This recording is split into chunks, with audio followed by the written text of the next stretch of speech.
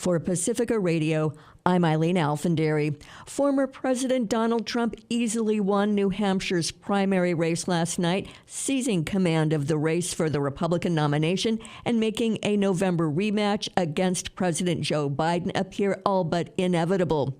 The result was a setback for former UN Ambassador Nikki Haley, who finished second, despite investing significant time and financial resources in a state famous for its independent streak. Still, Haley vowed to fight on. At one point in this campaign, there were 14 of us running, and we were at 2% in the polls. Well, I'm a fighter. And I'm scrappy. And now we're the last one standing next to Donald Trump. At his victory party Tuesday night, Trump repeatedly insulted Haley, at one point mocking what he called the fancy dress she wore to give her speech and vowing that Haley's not going to win. This is not your typical victory speech, but let's not have somebody take a victory when she had a very bad night. She had a very bad night. On the Democratic side, Biden won his party's primary, but had to do so via a write-in effort. He did not campaign, and his name did not appear on the ballot after the Democratic National Committee had voted that South Carolina should be the first state to hold a Democratic primary. Opponents of the war in Gaza organized a campaign to write in ceasefire on the ballot as a way to send a message to Biden. As of airtime, no word on the success of that campaign.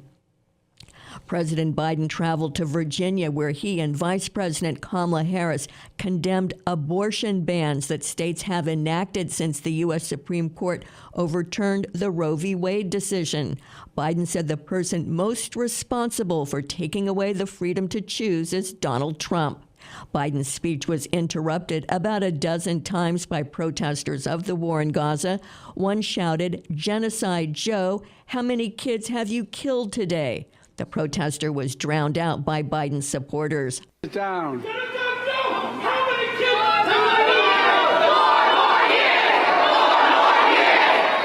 Biden will be the keynote speaker today at a United Auto Workers political convention in Washington, D.C. Israel intensified its bombardment of the southern Gaza city of Khan Yunis. The military shelled residential areas. Israel ordered residents to leave an area of downtown Khan Yunis that includes Nasser Hospital and two smaller medical facilities. The United Nations Humanitarian Office said the area was home to 88,000 Palestinians and was hosting another 425,000 displaced by fighting elsewhere. Among the buildings hit was a UN-run school where Palestinians were sheltering.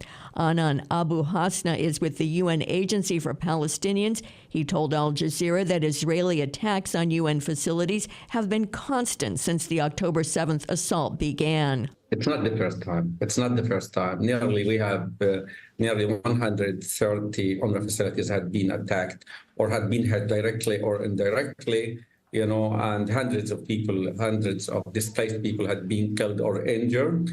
And we at UNRWA, we have nearly 152 of our colleagues also had been killed. So it's not the first time, but maybe it's the first time that we see such huge fire and, people are screaming, crying, asking for help. Gaza's health ministry said at least 210 Palestinians had been killed in Israeli attacks in the past 24 hours.